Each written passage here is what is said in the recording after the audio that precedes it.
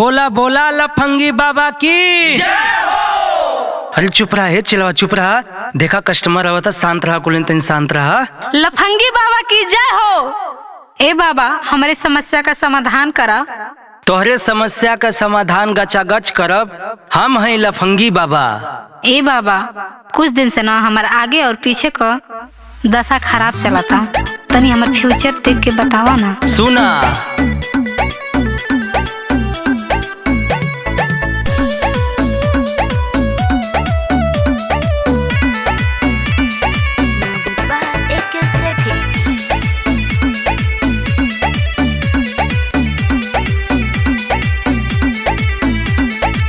ये बचिया अपन समस्या बतावा, धई के भीड़ दोनों हथवा देखावा। आवा ये बचिया अपन समस्या बतावा, धई के भीड़ दोनों हथवा देखावा।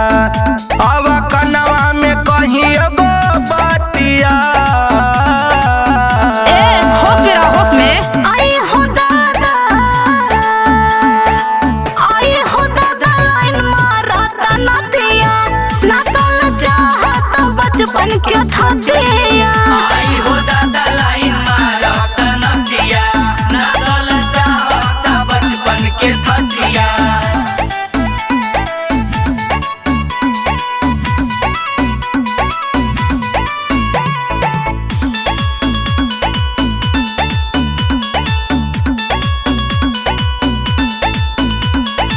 लागता गोरी तोहर फ्यूचर खराब, फ्यूचर खराब। देखे तुम बैठल बड़ा शराब, बड़ा शराब। कहो तू ओझा हवा की बेवड़ा हवा हो। होश में बोल, होश में बोल।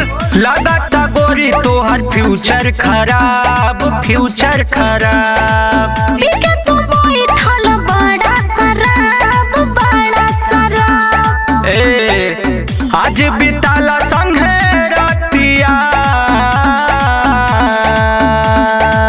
आई हो दादा, आई हो दादा, लाइन मारा तना दिया, ना साल चाहत बचपन के था दिया। आई हो दादा, लाइन मारा तना दिया, चाहता ना साली बचपन के था दिया।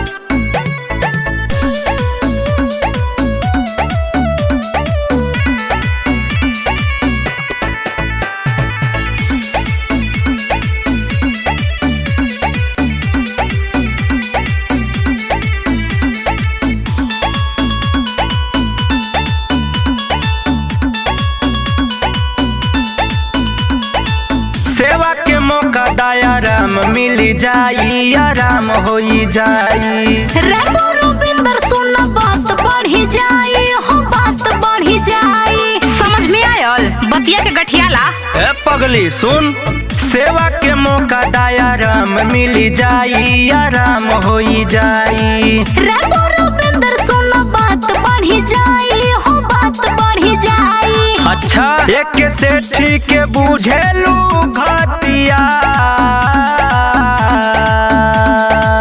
आई हो दादा, आई हो दादा, लाइन मारा तना दिया, ना साल चाहत बचपन के था दिया।